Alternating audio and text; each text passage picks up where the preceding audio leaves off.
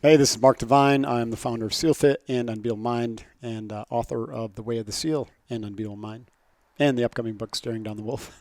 You're listening to EverForward Podcast, and today Chase and I talk about the big four skills of mental toughness, how it helped me dominate Navy SEAL training, how it's helping vets recover from post-traumatic stress, and how it can help you perform at your peak.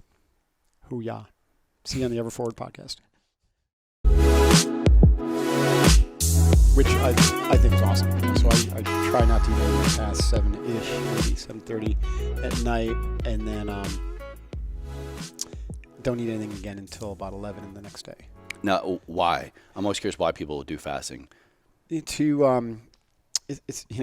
my experience is it keeps me in a metabolic flexibility and ketosis. Okay. So, and I won't do that like 100% of the time. There's a few days where I'll just kind of bust it on purpose, to keep the system on, on standby, like not knowing exactly, what the routine is going to be, right? Am I starving? Am I good? Changing things up is good, I think, for the body and training in general.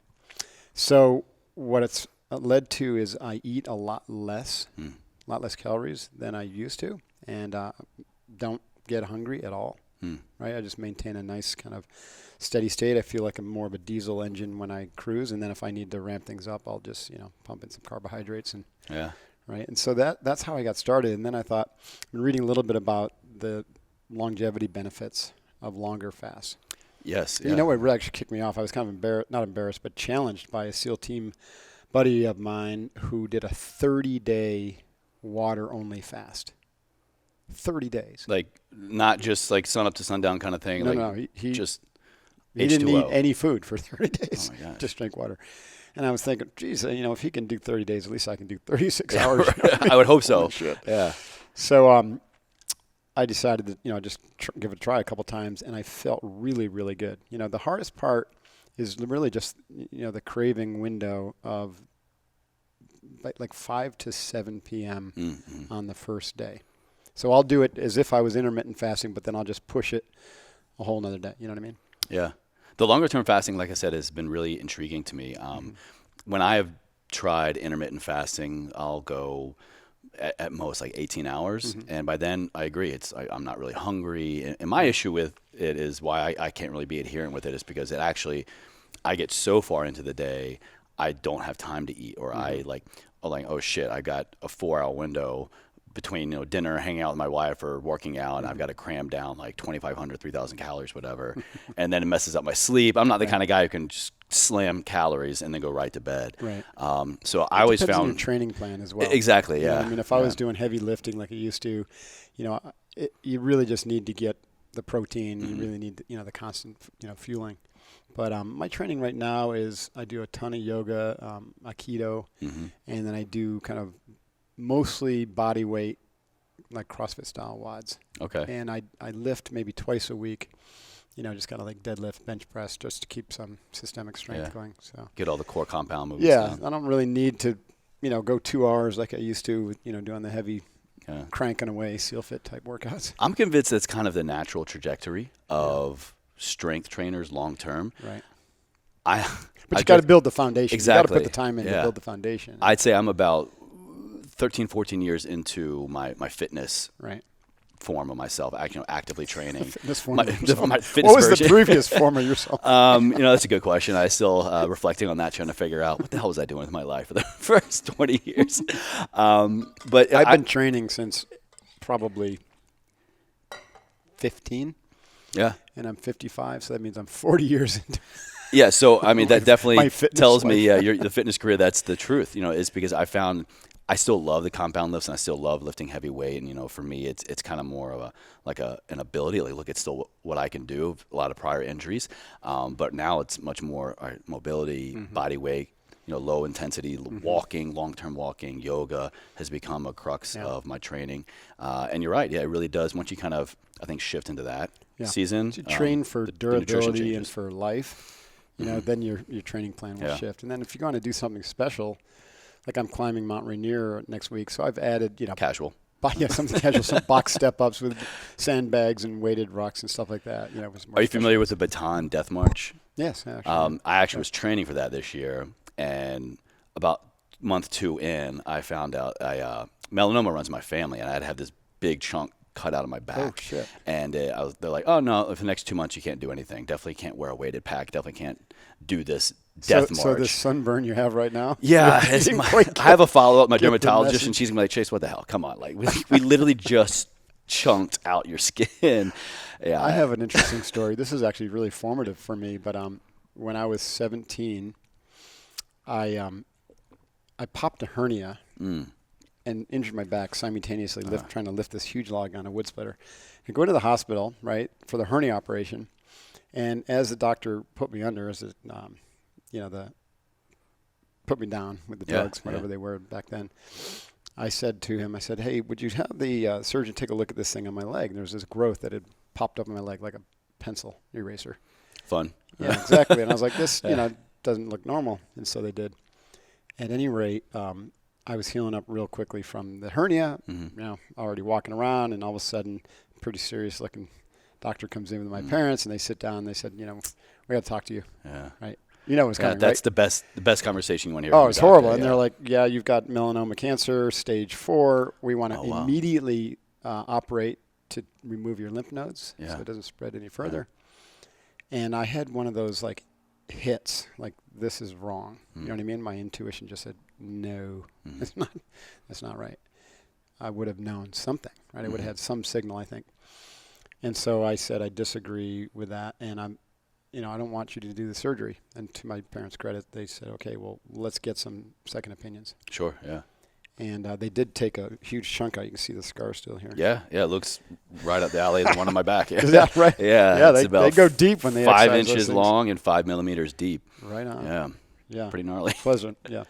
So they it actually turned out to be a false flag. So wow. When the results came back from the different like Tulane University, Mass General, a couple others they sent it out to. One was inconclusive. One said definitely no. One said probably, and then. Well, two said no. One was inconclusive. One said it was probably melanoma. So we went with the nose. Yeah, good. Yeah. I'll take that prognosis. Thank you very much. Over there. Isn't that wild? But it had a big impact on me because what they didn't tell me, what they told my parents, was that I probably had 6 months left on this planet. And my parents never told me that. And I was thinking I'm feeling like $1 million, right? But I go home to my little small town in upstate New York, and all of a sudden, everyone's starting to come over and treat me like this is our last goodbye. Why are you talking to me? You literally have ignored me my whole life. Hey, we should hang out. Exactly. It's a very strange period in my life.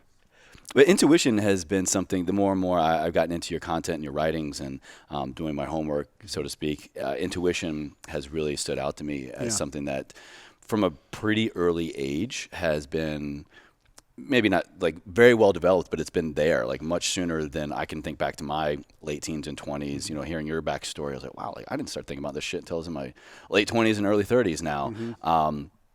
This part of your story I love is where you were kind of walking home one day, took a different route, and you saw this poster at a recruiter's office, and you didn't know what you were looking at, but you were staring at a Navy SEAL and serve your country and all this cool stuff, and like you were just like, yes, that's what I'm supposed to do. Right. Can you walk us through what's it like seeing something like that, and you just have this intuition that like, wow, my life is about to change, and this is what I'm supposed to do? Yeah, it's not easy to really answer because it's really an experience, right? That's sometimes beyond words. I think there's 2 reasons that I was like tuned into my intuition, if you could call it that.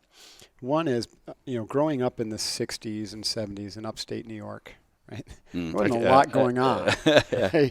Your town was like 350 people or something? 380 people in my little town. I grew up in a small town. Yeah, it was pretty, I never really thought much about it, of course. We spent a ton of time outside, and a lot of that time, especially in the summertime, we were up in the Adirondacks. We had a summer house on Lake Placid. A lot of time was alone, just hanging out, just exploring the wilderness, and a lot of time in and on and under the water. That's how I became a really good swimmer. And I was very comfortable with silence, right? And now there's a lot of research on how valuable silence is, and we're all trying to get to silence now. Finding stillness, and everything's all cluttered up, and everyone's distracted with endless social media and distractions. Back then there were no distractions, and so my mind was really kind of calm and able to hear or sense or feel, the messages of the body or the mind or the spirit, actually. So that was number one. And number two was when I was 21, I walked into a martial arts studio, and I, wanting to study a martial art, and I met a Zen master, right? Almost masquerading as a martial arts. He was a fantastic martial arts teacher, but his primary interest was Zen and cultivating, character. And so he's one of those real traditional Japanese martial artists. And what age was this about? For me, I was 21. 21, okay. Yeah, so I just graduated from college, moved to New York City, and I was going to be a CPA, an MBA. I was getting my MBA at NYU, and I was going to be a certified public accountant. And I thought that was the path I was going to go, either into finance and make a ton of money or go back to the family business.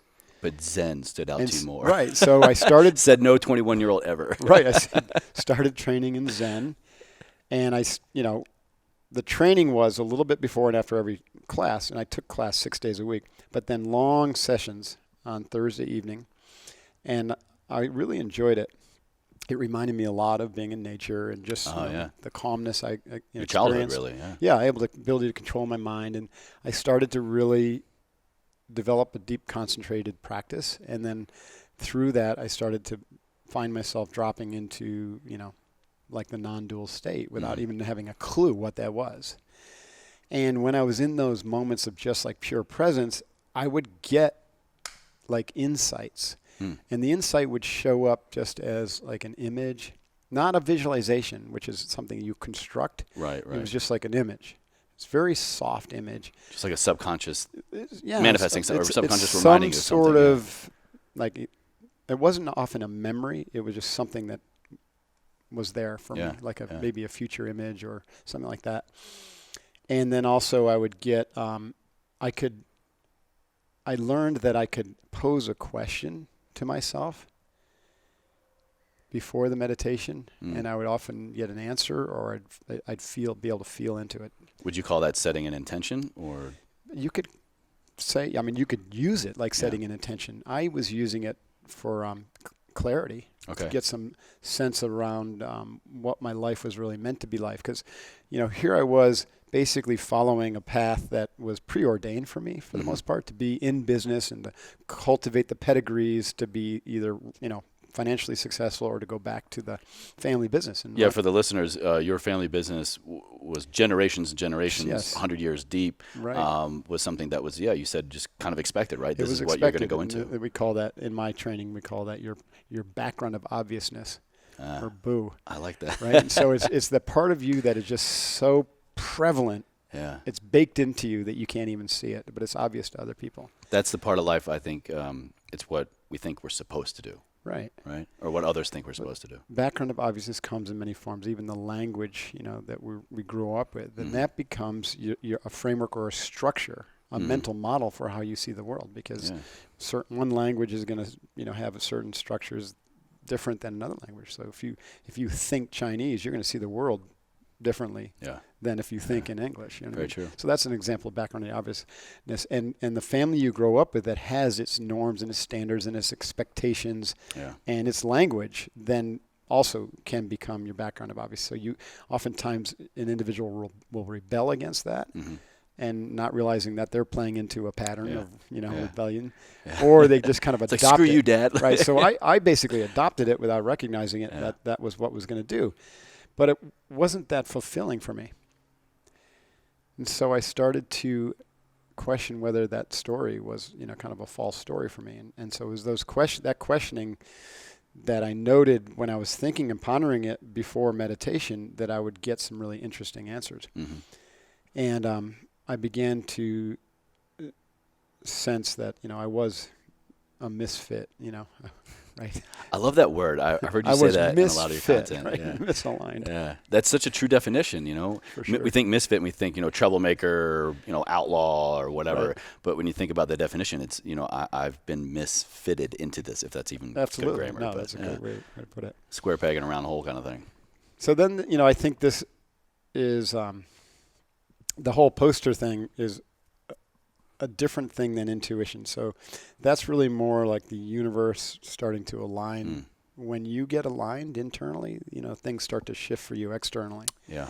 And so I was lining up with where I was meant to be, and so the intuitive insight and instinctual drive that I was experiencing was to be a warrior and to be a leader and to do it in one of the hardest, most challenging ways possible without knowing exactly what form that would take. Like my intuition didn't come and say, hey, you're meant to be a Navy SEAL. It just said, this is wrong what you're doing. And when I asked the question, if not this, then what? I started to get information that said, you need to be a leader in, risky, dangerous, gnarly situations, hard, challenge yourself, you know what I mean? Go challenge yourself. And so I started to think, well, what could that look like? And it's when I started to ask that question that I literally was walking home one night and I passed the Navy recruiter's office and there was that poster and the first thing that caught my eye was the title. And the title was Be Someone Special. And it was a recruiting poster for the SEALs, but didn't say anything about Navy SEALs on it. It just had the imagery of doing SEAL stuff. The first clickbait. It was clickbait. It was like, be someone special. Like that was a great, title. When you saw that, did you think at that time you weren't special? Because I think for sure. Yeah, that was another part of the boo. The background of obviousness was, we all have conditioning or shadow aspects. And in my house, we were probably a typical dysfunctional family, right? A lot of anger from my father and, alcohol that ran back generations. And so, the nurturing that a child needs in the first 7 years is, it's absolute. It's unconditional. And any absence of that is going to create some sort of sense of unworthiness or unwholeness, right? And this is not like I'm rare for having this issue. It is universal almost, right? Agree. Especially in the modern world. So I had that. And so I compensated, right, by trying to be a hyper overachiever, degrees and this and that. And I mean, that still goes on to this day. So it's not easy to erase this stuff, right? Yeah. It's a practice, right? Yeah. Right, exactly.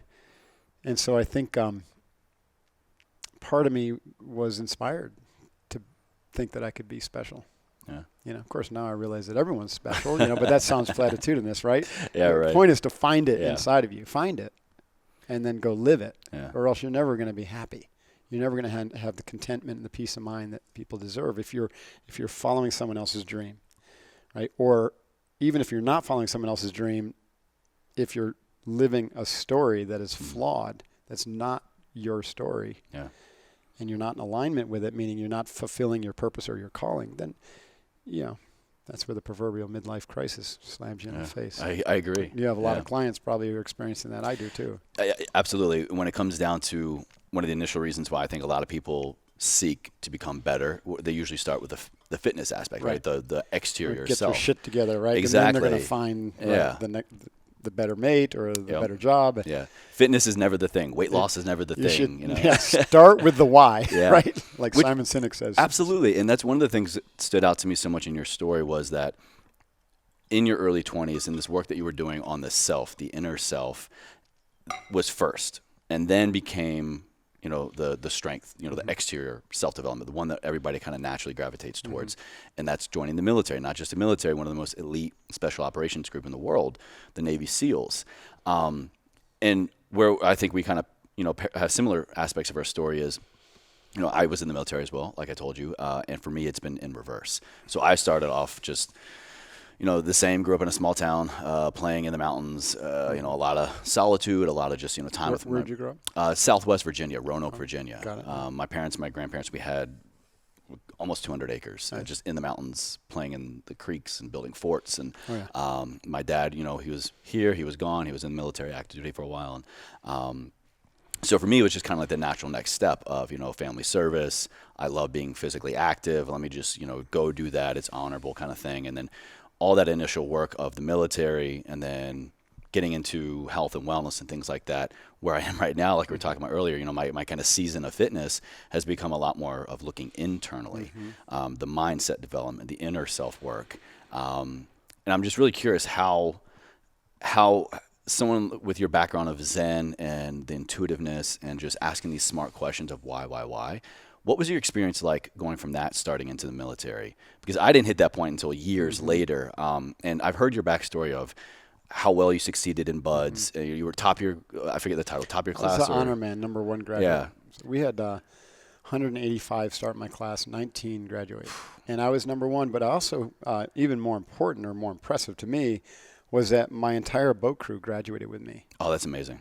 And so that there was... How rare is that, by the way? I don't think it's ever happened. Yeah, that's pretty rare. So we really took care of each other. And that was part of one of the most powerful leadership lessons for me was that, as the officer, I was in charge of these, 6 other enlisted guys. And we said, this is, we're in this together, right? Everyone's going to be, backstabbing each other because they want to earn the trident. But, every one of us should be here. We'll be stronger, right, if we take care of each other and watch each other's back. We got secured from Hell Week early because we just dominated, we just crushed it. And then we graduated together. So that was kind of cool. To answer your question specifically, I feel very blessed because, being a competitive swimmer, and I had a really kind of forward-thinking swim coach at Colgate University who taught me visualization for sports performance. This is like in the mid-'80s. I had 1 class on that in an undergrad. Yeah.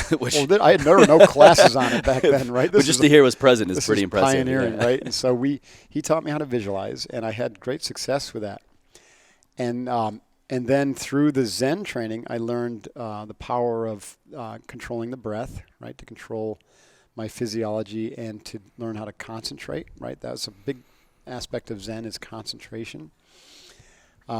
And another aspect of Zen or any meditation is presence, right? So learning how to concentrate on a task for a long period of time, undistractable, and then to be able to be very present when you're with another human being or with your team.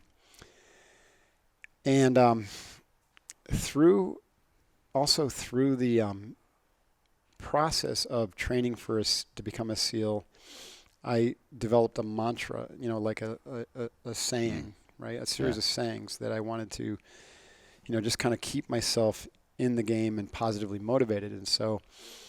And then I was very, very committed to this. Once I learned, once my intuition kind of hit me over the head and said, this is it, then it became like a no-fail thing. Like I was going to be a Navy SEAL 100%. So because my why was strong. It was burn the boat kind of commitment. So when you put all this together, these are like the 4 dominant skills that I teach today. I call them the big 4. Yeah. I already had a strong foundation in breath control. Breath control is the first skill of the big 4 because that's what gets you in control of what's going on so that you become non-reactionary. You become, in charge. The amount of choices that have become easier in my life now by just integrating that practice, which is very hard, but so many times now I'm just like, all right, just take a breath. Take a breath. Yeah, in the SEALs we say pause, breathe, think, and then act. Yeah. So of the 4 steps, 3 of them are non-action. Yeah. And it takes maybe a second? Yeah. If 2. Right. Once you train it, you can activate this very quickly. So I had the breath control down. I had the second skill is really developing control over the quality, the quantity, and the directionality of your thinking mind. Okay.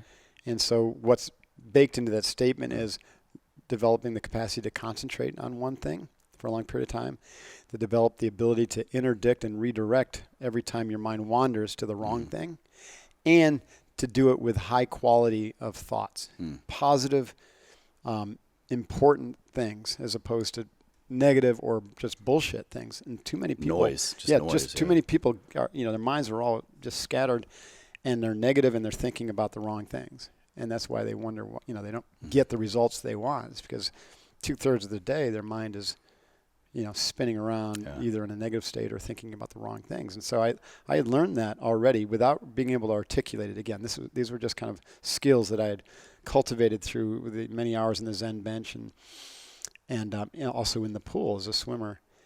Then the third skill is visualization. I've already talked about that, but sports visualization is one skill, but learning how to visualize for what, maybe a new age person would call manifestation. Sure, yeah. Is a whole nother thing. And that's what I was using it for. So I took the skill and I flipped it and I said, I'm going to visualize myself going through SEAL training and graduating on a specific future date.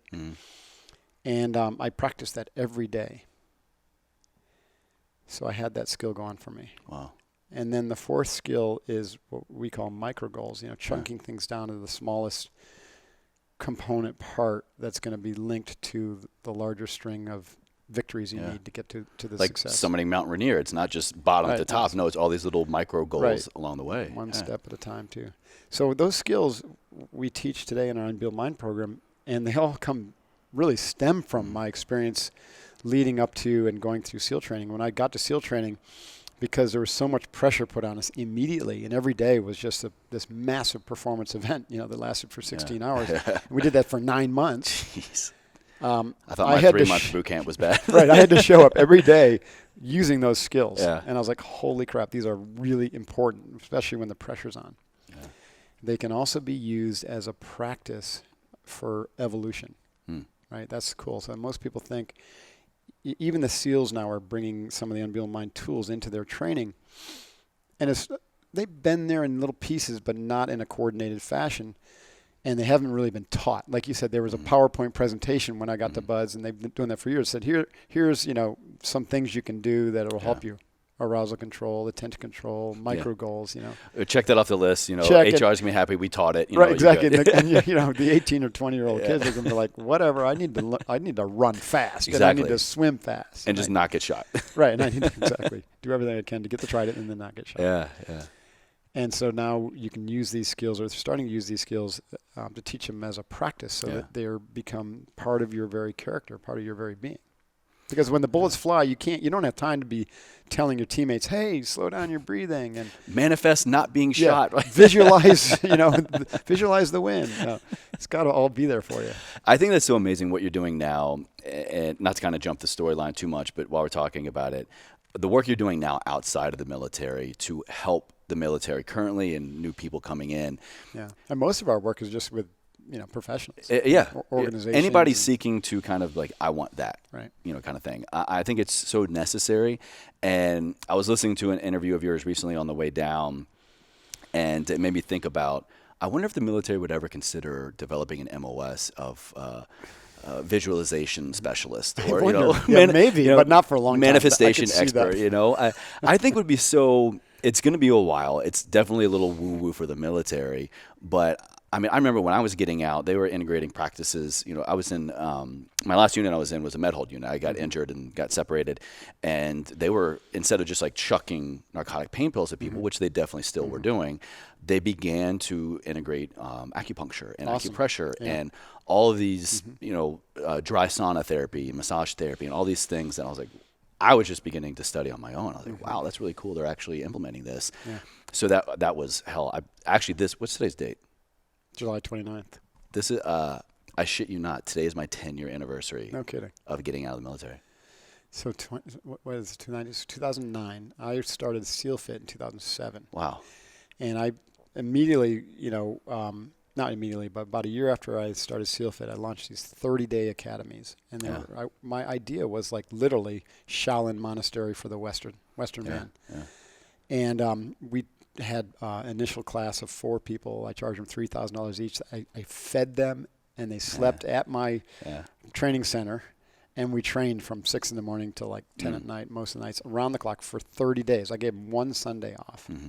We did self-defense. We did unbelievable amount of teamwork, team building, leadership development, all the strength and conditioning training of the SEAL Fit operator workouts.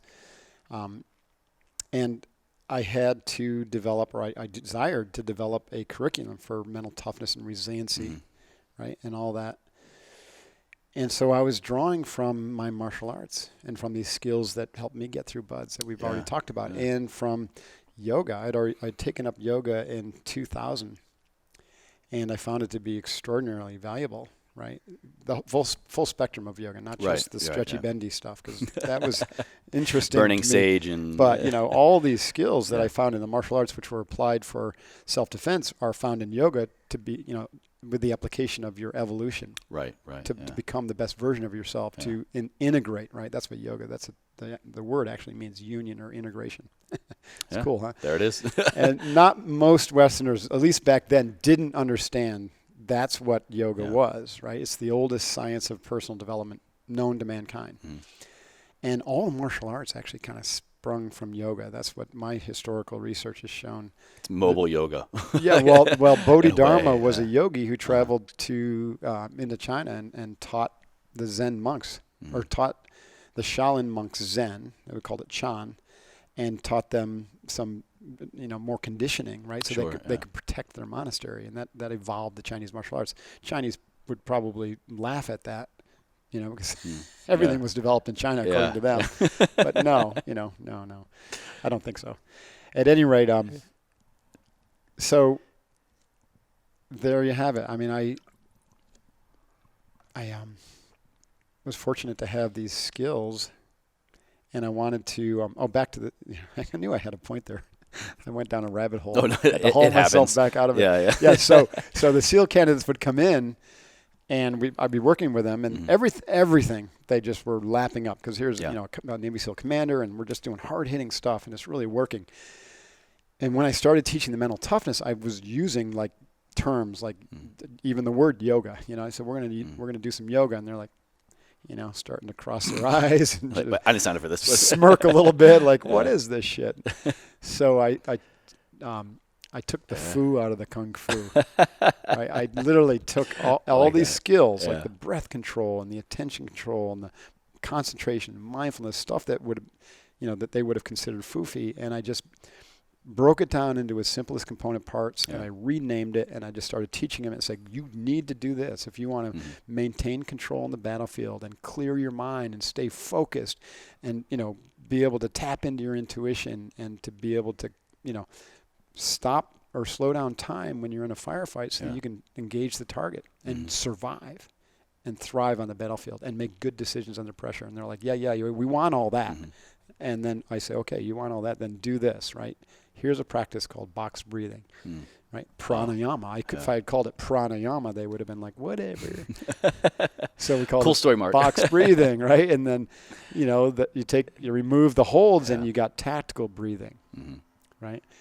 I didn't come up with that term. Actually, the SEALs used that before, but they weren't teaching it. It was just something that they hoped. Well, yeah, I'm going back to my days on the range, and definitely in the fundamentals back in boot camp, one of the first things I remember being taught about, marksmanship was breathing. Yeah, slow your breathing. Exactly, and maybe they were like, hey, we're going to teach these kids, these young recruits, some yoga, practices here, but they don't lead with it. They don't say that. It's like they just pull like, what is actually happening, what is the end result, and what are the tangible tactics here, from these different modalities, which I would love. They've come a long way. Yeah, they have. All the military sort of. In fact, we had I have a friend who was Kokoro graduate. Kokoro is our 50-hour kind of Hell Week simulation. Right. Yeah.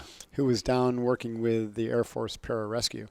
And they're implementing box breathing and visualization and the big four skills into their training. I think that's an amazing benchmark, and not just like human evolution, but definitely the military evolution. I mean, if you could think about going back to your whole premise here of becoming a warrior, and the warrior is not what we think it is. It's not this person who is this elite killing machine. I mean, you were, and probably still are. The SEALs and military people. The first thing we're trained in, we're trained in like defense and killing, on top of your job, your MOS. But just imagine how much more elite that warrior would be. The warrior ethos that was always instilled in me in the Army was, if I can have the ability to pause, to breathe, and to have visualization, and really not just react to something, but truly be able to respond to and understand what's going on in my body, my mind. I just think that would be it's phenomenal. It should elite lead military to form. A sea change in the character of the force as well. Very because, true. like I mentioned, these skills are money when the pressure's on. So right. Pressure's on quite a bit for the military man or woman. Like there's a high pressure environment, high risk.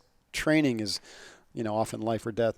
But then you go into a combat situation where someone's actually trying to kill you. It doesn't get any more high pressure than that. So these tools really help the individuals stay together and to really focus and, to come through that. But as I mentioned earlier, when you look at it through that yogic lens, and these tools are used daily as a practice, then they evolve your character, right? You become a more authentic person. You become more able to connect at a heart level, which, most guys who have military experience are actually fairly emotionally, or I should put it this way, more emotionally evolved than a lot of others. I'm extremely emotional. Yeah. No, I'm able to, over the years, able to connect with other men in particular, right, yeah, because of that relationship. Oh, the bonding experience. The bonding absolutely, experience, yeah. right? And you literally have to trust someone in your life. So that's pretty cool. But so imagine you're not only fighting together, but you're also breathing together, and doing these practices together. Training together together in the trenches. Right, and you're doing these practices every day. And so now not only are you evolving, but the whole team is evolving.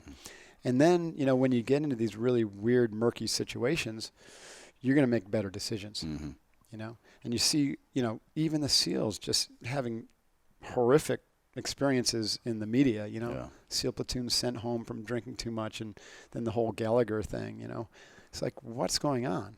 It's like they need character development just like the rest of the country does. I'll send this episode to them when we're done here. Yeah, go for it. I'll link you down. This is a conversation I've had with a lot of SEAL leaders, or a few SEAL leaders who really care about this stuff. Is like, it's one thing to train toughness. It's another thing to train character. Mm-hmm. And my premise is that the same tools can be used to train character as training toughness, but you got to train, you got to do them differently. Yeah. And you have to add some different intentionality to it. And, you still have to allow the individual to experience the moral cliff where they're going to have the yes, no, green, red decision, right? Right, yeah, it's always going to be there. But there. because of these practices, they'll be more aware, more present, more connecting. They're not going to be checked out. They're not going to be as you may be caught up in whatever story is happening around them, right? They're going to be more present and thoughtful. So then they'll press the green button instead of the red button, and then they'll have that feedback loop feeding back into them. Yeah, and just lay down that neural pathway, and it becomes your new norm, hopefully, long term. Exactly. In military training and civilian training, one word that stood out to me or kind of rose to the top was immersion. And I'm no stranger to it. You're no stranger to it. If we really want to get not just good, but extremely proficient at a skill, what do? In the military, we get sent to these separate schools, or we have like a week-long crash course. You go deep into it. Total immersion. For me, my job in the military, I was a linguist. And so I went for a year. My AIT was I was a Russian linguist, and they sent me to this school with native speakers every day from day one for a year. No English, here and there. But That's awesome. I walk in day one, I got this babushka, this Russian grandma yelling at me. I don't know what the hell she's saying, but you know what? It worked. And it's a joke because I remember in high school, I struggled with language. I took Spanish summer school. I was horrible. But, they waived that enlistment bonus and GI Bill, and, it was a great deal. And they're like, we'll train you. We won't make you fail, basically. That's awesome. I was like, all right, cool. So total immersion worked for me, and I know the power in total immersion training. And that sounds like what you use a lot in, your 30-day courses, and everything. For someone who really wants to get into the practice of this, and even with a total immersion, outside of that, there's a long-term practice involved. How can someone listening right now who maybe can't commit, financially, geographically, whatever, to coming to a weekend course, 30-day course, but once that immersion practice, how can they do that in their everyday life to put themselves on the path towards this evolution we've been talking about of the self? There are two ways to really develop yourself, and they work like a hand in glove, right? So one is the immersive experience. That's the fastest way, and it's the best way. Like if you really want to go deep and learn something, you got to throw your being into it. So I highly recommend immersive training events. The second way, which is best, like I said, coupled with immersive experience. Like the ideal way to learn these skills would be to come to our 3-day immersive Unbeatable Mind experience and then begin your daily discipline training. It's like the crash course you need. Yeah, the crash course is where you're getting the cognitive download, you're getting the direct experience and the direct transfer of knowledge from the people who developed the knowledge. Right, yeah. Right? Yeah. Or curated the knowledge. Yeah. That would be me and my coaches. And you're actually then deploying some of the skills under pressure and getting to experience the value or the power of them and also being able to get some self-referential feedback loops going, right? So, so your practice once you leave is going to be like much more spot on, and you're going to be accelerating into your transformation journey. Back to your question, if that's not possible because you can't afford it or something. Oh, by the way, I literally just, this is funny, I'll probably regret saying this, but this one woman was very persistent in asking for a scholarship to come to Unbeatable Mind experience. And, it's not something we do very often. Once in a while, I've done it for Kokoro or for Unbeatable Mind. But she had a very well-articulated offer of, to provide value or benefit back to me. Okay. She wasn't just coming with her hand out. Like, hey, can I get a freebie? Right. Yeah. And so I thought about it. I was like, okay, yeah, that's it. So my point there is money should never be an obstacle, right? For anybody to do anything. Because if you really want something bad enough, there's always a way. You'll find a way. There's always a way. You find a way and make a way. So that being said, the daily discipline training is crucial.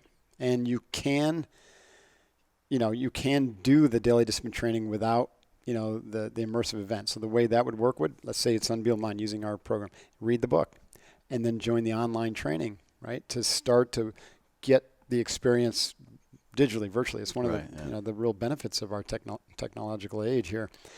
And then practice every day. Right. And then you're going to find a coach. You need someone, and it doesn't have to be, it can be someone else or a mentor. Someone else is walking. Someone who's at least one step down the path you're trying to go. These things, it's really difficult to do alone because if you start training, let's say breath control improperly or visualization improperly, you might actually lead yourself down the wrong path, right? These skills are not, they're simple but not easy to do. Yes, simple but not easy. Right, and they're nuanced, right? And that's why typically they've been taught with an instructor. In yoga, they call it a guru. In martial arts, you got the sensei. So you really need kind of a sensei to help answer your questions and make sure that you're not walking the trail, down the wrong path and find yourself in a valley of darkness. Like, what happened? This stuff is supposed to work. That's such a good point. And I think it's very easy to say, or maybe it's just awareness there. I'm hearing it more. Find a mentor, find a coach, find a sensei. But really what we're saying is find someone who, like I said earlier, is at least one step further down the path you think you want to go. How do we go about doing that? How do we pay attention to someone who is actually going to have value to offer us, is not just blowing smoke up our ass? How can we really kind of vet this person to invest that time and to have that immersion experience with someone to coach us and mentor us? It really depends upon what we're talking about learning, you know what I mean? So if it is in these skills that we're talking about, then to me, finding a group, a team, a tribe, right? A sangha to train with. Tribe for sure. Is really powerful because within that tribe. A fellowship. Yeah, within the fellowship of other individuals who are all pursuing, you're always going to find someone who's traveled, a few trail markers ahead of you that you can kind of guide off of, right? And then you're going to see that they have lined up coaches or mentors. And one of those individuals is going to be a right fit for you. You might have to go through a few to find it. I've been through this so many times in my life, like finding, one of the reasons I got back into a structured martial art was because, I've got years and years of training in multiple different arts and yoga. You're a black belt, right? I have 3 black belts. 3 black belts. Right. And I'm a certified SCARS instructor from SCARS with Special Combat Aggressive Reactionary System. No, let's just scoot back a little bit further. Yeah, Sansu Kung Fu. So I was one of 300 certified with the military hand-to-hand combat in that. So I know how to fight. I know how to do that. But on my own, I was lacking kind of the progression and the teacher relationship. Okay. And, for sure, there's a point where you don't really need that if you've advanced enough. And I don't need it, but I enjoy that for my own development, right? I enjoy that. And I was missing that. So I got back into Aikido with a really, really good instructor. And I train twice a week, and it's been really enjoyable. And I feel some, neuroplastic stimulation happening every time I roll around. It's coming back. It's coming back, right? And but I had to reach out to some people that I knew to ask, like, who would be an appropriate teacher for me. Right. You know, and I'd be willing to do private training or small group. I didn't really want to just walk into a dojo and hope that the instructor was going to be right for me. Yeah. So you got to do some research up front, because you can waste a lot of time, you know, going from one person you think is going to be your coach, mentor, a lot of time, to a lot of money, right. a lot of energy. Right, and you can do that with business coaches or life coaches too. You can suck up a lot, I call therapists emotional coaches. Everyone should have an emotional coach. That's very accurate. But I've been through a number of them. them to find, you know, one who really works well with my wife and I. And we see her individually and also as a couple once in a while.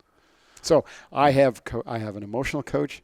I have a coach from my own Unbeatable Mind program, largely so that I can eat my own dog food, right? And, you know, this very conversation is why I have it. Like, if I'm going to ask you to and tell you it's important to have a coach, then I've got to have a coach. Yeah, yeah. And I'm part of EO, Entrepreneurial Organization, and I've just applied to get a coach from the sister organization called YPO. So that's for strategic business stuff. Yeah.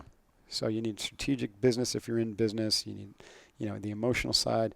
I don't have a fitness coach anymore because I kind of got that one pretty dialed. Yeah, you got a pretty good backstory there. I think you know what you're doing. But I have in the past. Right? Coach here. Glassman was my coach for a while. No, wow. Yeah.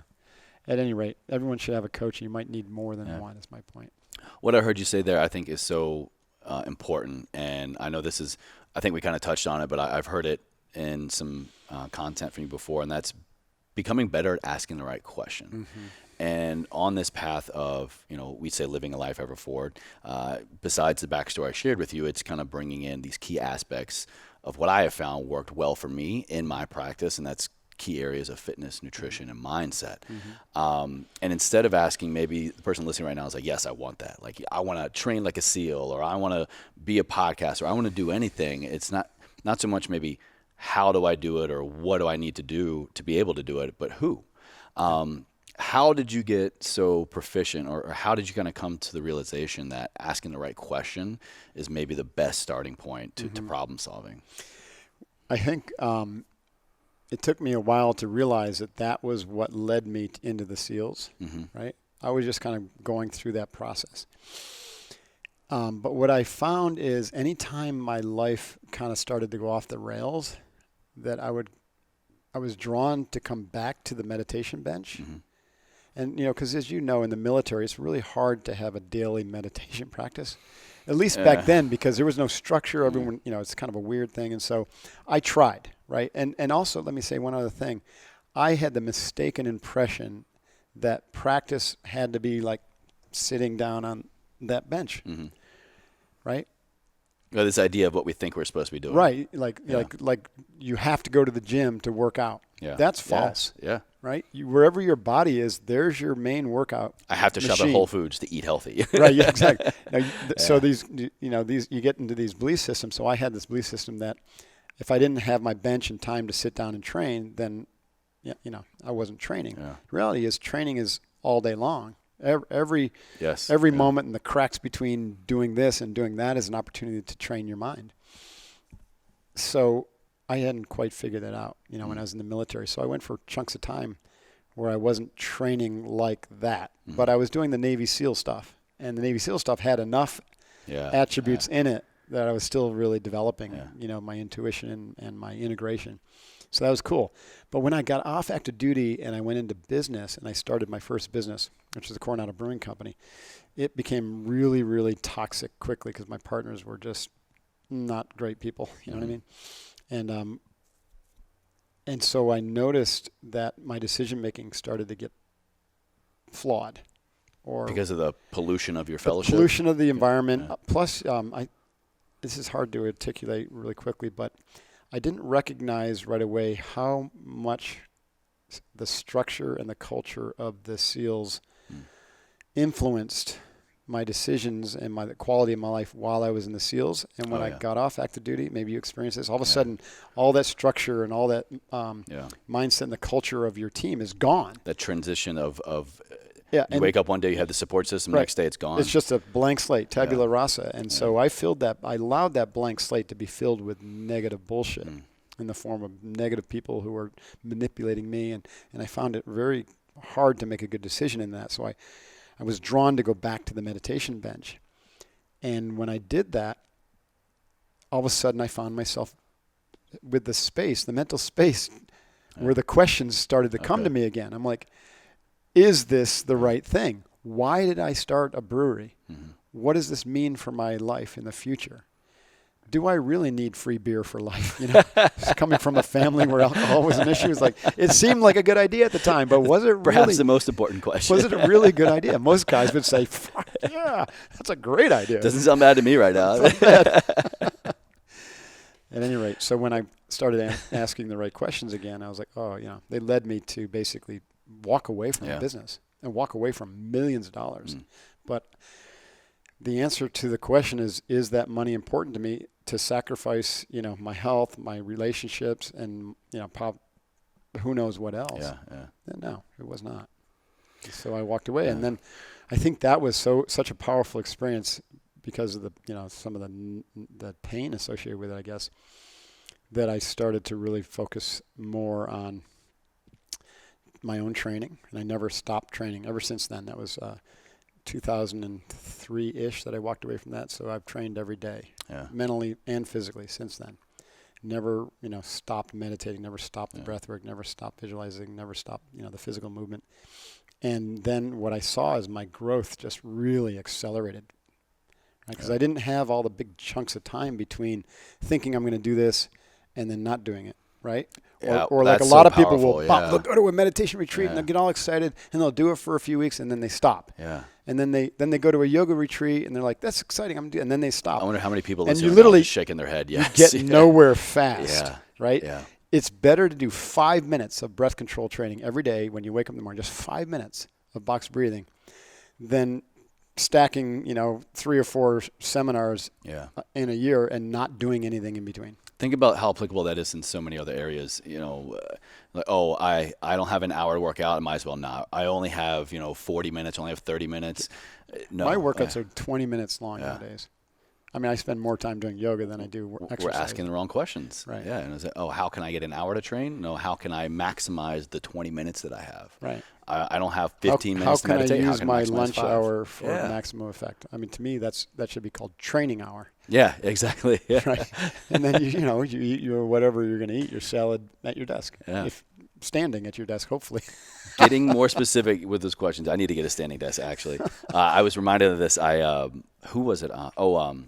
Jocko's, one of his Instagram videos popped up on my feed yesterday, and I don't know if he was talking about his new stand-up desk or he was just at it, and it's like another awareness thing lately. He's like the 4th person this week I think I've seen talk about stand-up. I stand here most of the time. That's why I said we could do it for this podcast. But perfect. I don't really have an office anymore. Nice. It's funny. It became a joke for a long time because when we were at our other training center, I told you about it. It was like this beautiful, 5,000 square foot facility in Encinitas, and we ran our Seal Fit events out of there. I had a CrossFit gym, and I literally staged myself in every single space we had as my office to try it out. And I noticed that everywhere I went, 2 things. One, I was able to have a slightly different perspective, right, which changed my thinking just a little bit, really subtle. And number 2 is I eventually got bored and decided I didn't want the office and I wanted to move. And so finally I'm like, why do I even need an office? Screw that. Yeah. And I find I don't have an office to clutter things up. I just carry stuff in my backpack in the back of my car. And I work from my mobile phone, and if I need a laptop, I'll throw it here in my little podcast studio, and I'm protected from the world, and I've got my motivational, poster behind me. It's great. I maybe should have hit you guys up sooner. We've got this great blue background. We're going to be washed up both wearing blue shirts, but there's going to be some like floating heads. But people will be like, hey, that training really works. Look, you've left your body. He's a ninja. That's hilarious.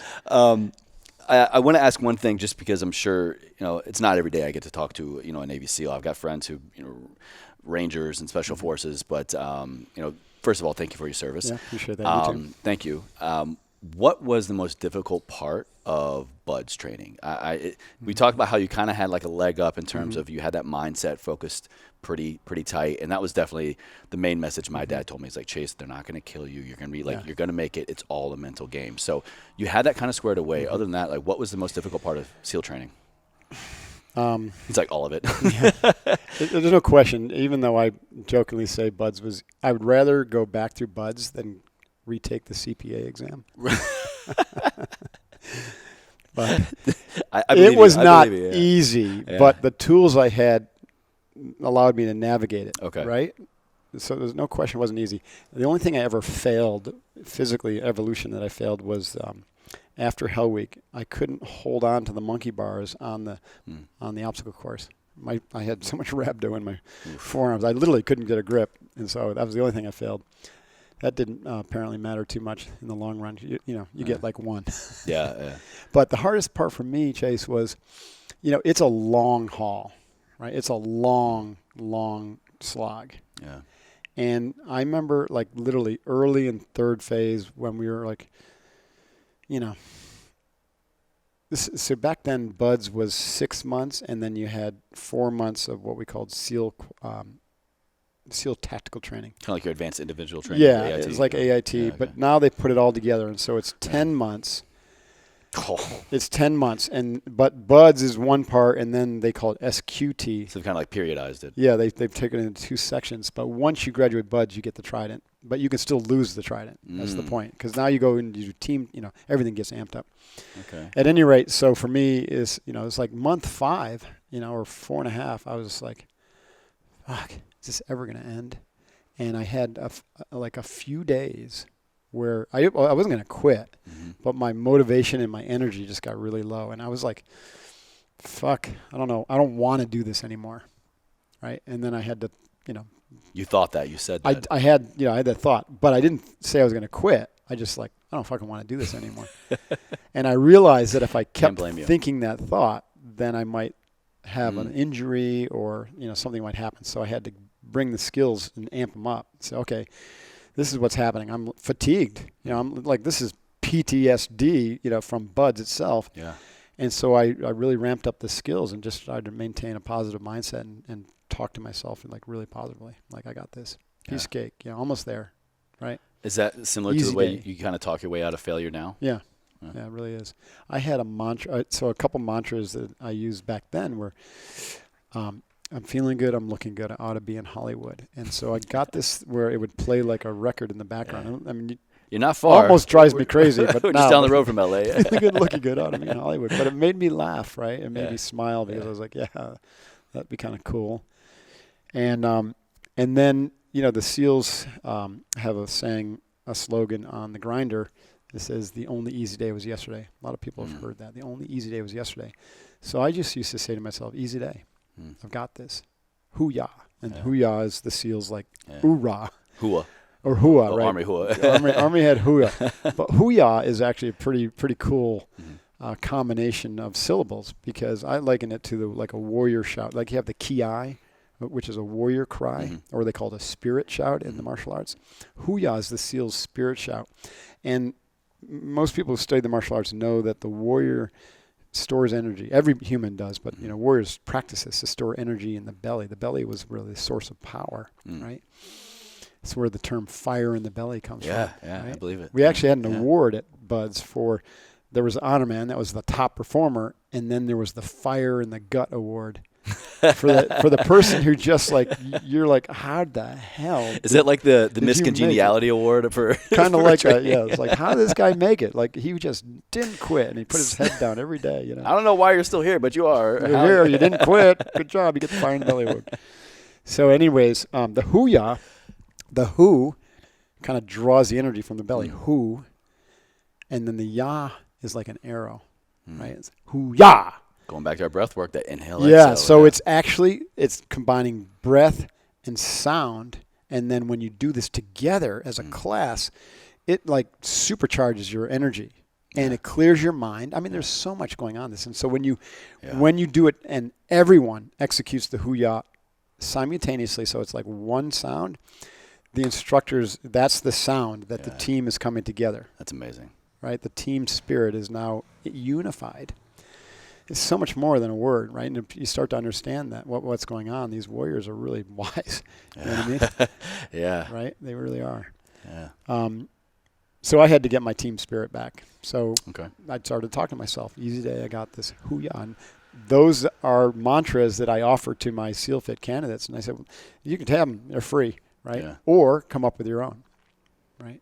Another one that I borrowed from Emile Coué was day by day in every way I'm getting better and better, except I say I'm getting stronger and better. I like that. That's pretty cool. So if you're telling yourself that 100 times or 1,000 times a day, eventually you're going to prove yourself right. It's that mindset component. It's so important. Yeah. Kind of getting towards the end here. I want to be mindful of your time. I greatly appreciate the conversation and awesome. just the story with you. We have one final question, but I want to ask you one other thing before I get there. And this guy's going to time out on me, and I want to capture this. A lot of your work and a lot of your writing and everything about you stems from one word, and it's warrior. Mm-hmm. Can you define that for us? Because I think, like I said earlier, you say that word, people just automatically think usually one thing. What is a warrior, and what are the warriors you are creating for the world right now? That's a really good question. Let me first say that the Tibetans believe that certain words can get poisoned or bastardized, so their meaning gets lost or diffused. So they actually believe that mindfulness and meditation, those two words, have lost their power. Really? Isn't that interesting? Really? And I think the same thing of the word warrior. Huh. A lot of people think warrior means military operator. It's nothing further from the truth. There are warriors in the military. There are also non-warriors in the military. There's careerists, there's thugs, right? There's politicians. There's athletes, right? To me, warrior is an archetypal energy that everybody has, or everybody has the capacity to activate it. And the warrior archetype is the individual who, man or woman, young or old, who will stand for something important and then is willing to stand their ground when someone tries to take that away or to tell them differently, right? And how does standing your ground look? Well, for me, it was I need to serve my country and lead other individuals. So I'm going to stand my ground by becoming a Navy SEAL and doing it well. And then I'm going to, serve my country by going to take out the bad guy, or train other individuals to be more effective warriors, right? Both more mentally tough, more resilient, and to have the character to make better decisions. In this VUCA, volatile, uncertain, complex, and ambiguous world that we live in. So the warrior is someone who's clear about why they do what they do. They're willing to stand for something. And to take a stand when that thing is challenged. And take a stand for others when they can. And take a stand for others, right? That's typically then. So then the question is, what are some of the characteristics of what you would want to stand for? So we want to teach that as well. So for me, inclusiveness and connection are big words, are a big part of that, right? I think that our world is far too segmented and separated, and separation leads to suffering, right? And so you see that, I agree. We're separated from each other in society, and it's lead to suffering. We're separated from each other at a geopolitical and a state level, and we're creating suffering by investing in violence, right? And so I'd like to create a generation of warriors who are more connected internally to themselves. They're able to connect to others at a heart level or a whole being level, regardless of race, age, gender, sexual orientation, whatever. Every human being is the same on the inside. I agree. Right? Yeah. And so I want people to experience that and to become world-centric in their orientation, meaning everyone has value. And then, start getting, people with that value where separation is bad, connection is good, world-centric, we're all together is good. I'm not saying anything about sovereignty or, politics or anything. I still think, nation states have a place, and China should always be proud to be China, and America should be proud to be America. But we shouldn't be fighting each other for fucking resources, and, and we shouldn't be elitist to think that our way is the only way. And I'm not talking about just us. True. I'm talking about, others like Chinese. They think their way is the only way, right? And Americans, a lot of the American exceptionalism has that same thing. It's like, okay, there's value, at least from the perspective of these other individuals. So let them have that perspective. Now, if through experiencing a relationship with you or connection with our culture, they start to change that value, great. Yeah. Right? But don't force it down their throat. I mean, that's why we've been embroiled in war in Iraq for 18 years. Forcing we tried to system on you. Force Western democracy, and they weren't ready for it. Yeah. Nor do they want it. Yeah. Exactly. Nor do they want it. I think that's where a lot of people miss the mark as well, is because you may have good intention of like, hey, let me help you. Hey, let me share with you. But what if I don't want it?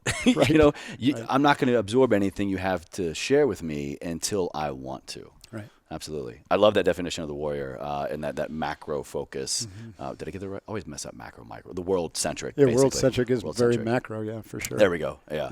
I think macro, and I'm just like fat car. And honestly, a lot of people are scared about technology. I think warriors don't fear, it's a false evidence appearing real, or a false expectation Fear, that technology is going to dominate, and all of a sudden we're going to be like puppets or slaves to AI.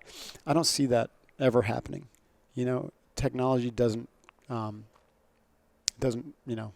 the capacity to become conscious. Consciousness and awareness and spirit are unique to the human domain and the animal kingdom to some degree. I think that we'll always be able to leverage technology and it'll make life better, or if in the wrong hands, it could destroy humanity. That's why I want to focus. I have a sense of urgency to help, individuals, and a lot of them evolve, so that we can help humanity evolve, so that we can, leverage technology and the good side of it, and also smack down those evil people who will use it. And I think in a lot of ways, what you're doing, kind of going back to the immersion principle, is anybody who helps anybody else in any way, shape, or form. A personal trainer helps someone get fit. A nutritionist, a dietitian helps someone eat better. A life coach helps with life. Emotional coach helps with emotions. I think in doing so, focusing on the individual is really a long-term immersion to this world-centric approach that you talk about. Because let's be honest, like, you're not going to change the world. I'm not going to change the world if we focus on changing the world. No, but what we can do is focus on helping our neighbor, changing, people, First, focus on yourself. Yes. Our overarching vision for Unbeatable Mind is self-mastery in service. I like that. But it's in that order. Eventually, it becomes a simultaneous thing. But first, we master ourselves. We do the training every day before we go coach our clients. Otherwise, you're not showing up the way you should. Yeah, your SEAL instructors weren't people they just pulled off the street, right? No, they've been SEALs before. They were like gods to us because holy shit. And they were choosing their next teammates. Yeah. So it was very important for them. That this wasn't, they didn't just blow off their 3-year tour buds. I mean, it was easier than combat. But a lot of, they were there. That was a very important job because they were, selecting the next generation of teammates. It's pretty interesting. Yeah, it's amazing. I'm going to turn this guy back on for our final question here. I don't really have an agenda with the interviews. I always try to just make them organic conversations as possible. Really enjoy that. Thank you. But, in sharing with you, did that guy kick on? Yeah. The story of Everford, definitely talking to a military man. We have our military origins in that as well. When I say that to you, what does that mean to you? What do those two words mean to Mark Devine? How would you say that you live a life Everford? Yeah, Everford to me means a relentless drive toward mastering yourself so that you can serve others, like we just talked about. There's no day that where training your body, mind, and spirit is off the table, even vacation days, right? It's always there. You're ever putting your 2 feet onto the training mat and onto the meditation mat and into the breath control, position or whatever that is, whatever that looks like for you, and physically moving your body and fueling yourself well and sleeping well and, practicing being present and authentic and connecting with your wife and your kids and your teammates and your coaches. It's all practice. Your life is a practice. And that's the Everford mentality.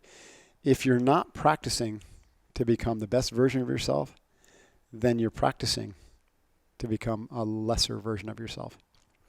Very true. Yeah, if you're not, not to demote anything you just said, but this is just where my brain goes. If you ain't first, you last. The Talladega Nights quote. I love If that. you're not putting yourself in pursuit of optimization, of putting one foot in front of the other, physically, mentally, emotionally, spiritually, then by rhetoric alone, you're either idling or going backwards. And the the negativity that surrounds you will be pulling you backward. Absolutely. And you'll be training weakness. Yeah. Yeah, I love it. Mark, like I said, I always love talking to other military guys, and you're an amazing example of what you can do when you put your mind on the path towards immersion and self-mastery and just optimization in general. But also, for all my military family out there listening, and it's like, what the hell am I going to do after the military? We briefly touched about that transition aspect, and it's difficult. For me, it wasn't a choice. I was injured and I got medically discharged, and it literally is just your identity gets yanked from you, whether it's of your own choice or Uncle Sam. One day you wake up and you're a soldier, sailor, Marine, whatever. The next day you're like, what am I? You're a great example of what's possible. We started a foundation to help veterans who are suffering from post-traumatic stress, because I was just crushed me to hear that 22 vets a day are committing suicide. Kill the 22, average. Yeah. It's insane. And so we have a foundation now called the Courage Foundation, and we're putting vets for free through our immersion with 12 months of coaching. Oh, wow. And we just ran the first one in March. It was phenomenal. It's amazing. And they're already starting to show really significant change. I love it. Actually, right around here, over in Encinitas, just south of is. Are you familiar? Glenn Doherty? Yeah, Glenn was a good friend of mine. He was one of my coaches. No shit. Fit and U.S. CrossFit. In fact, I talked to him literally the day before he went to Benghazi. No shit. Yeah. And Sean Lake used to work for us too. He runs the foundation, or he started. Yeah, the Glenn Doherty Foundation. Yeah. Now that he runs Bub's Naturals. Yeah, Bub's. They're friends. They're actually a sponsor of the show. Oh, great. And I've been over in their presence. And Bub's is awesome. They're amazing. Yeah. Shout out Bub's Naturals. Use promo code or whatever. I'll link it in the show notes. But I just love that, and I think that's so important. I kind of have a bleeding heart for the military, as well as that transition is so important. And if we can begin to implement these skill sets of visualization, of mindset, of training the mind as much as the military does the body and everything else, I personally believe that transition will be much more bearable. I agree. It's like pre-resiliency training.